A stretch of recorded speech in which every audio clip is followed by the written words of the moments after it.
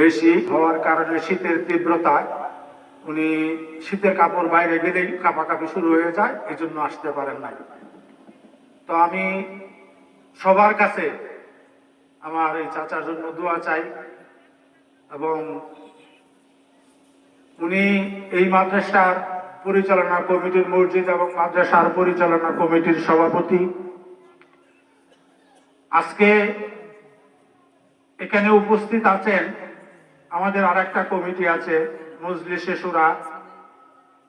এই মজলিসে শুরার কমিটির সভাপতি শেখ মুফতি রেজাউল করিম কাশেমি দামাত বারকাতুহু আমাদের সামনে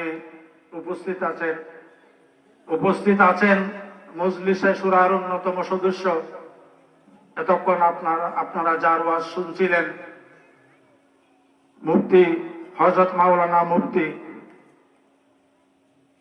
উমর ফারুক সাওয়ারি দামাত বারকাতুহু, আরো অনেকেই আমন্ত্রিত উলামায়ে কেরাম এখানে উপস্থিত আছেন। আর একজন উপস্থিত আছেন আমাদের এই মজলিসে শুরা মহিবুল্লাহ দামাত বারকাতুহু।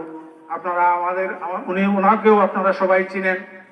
এই মাদ্রাসার সঙ্গে শিক্ষার পরিবেশ নিয়ে ওনারা অঙ্গাঙ্গভাবে জড়িত আছেন।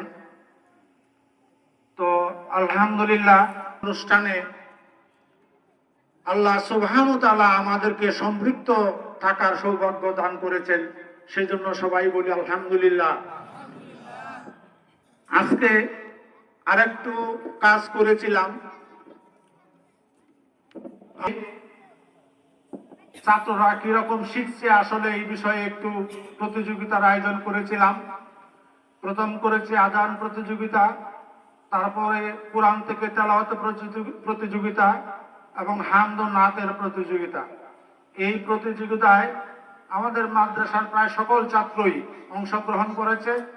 এর মধ্যে বিচারক মণ্ডলী ছিলেন ৩ জন, এবং ৩ জনের সম্মিলিত গড়ে তাদেরকে একটা নির্দিষ্ট মার্ক দেওয়া হয়েছে, এবং যোগ ফলে যে সবচেয়ে বেশি আছেন তাদেরকে পুরস্কার বিজয়ী হিসেবে ঘোষণা করা হবে। এবং আজকের এই পুরস্কার আমি এই মজলিসে শুরার সভাপতি জনাব রেজাউল করিম কাশেমি সাহেবকে ছাত্রদের হাতে তুলে দেওয়ার জন্য অনুরোধ করছি। প্রথমেই আসবে আজান প্রতিযোগিতায়।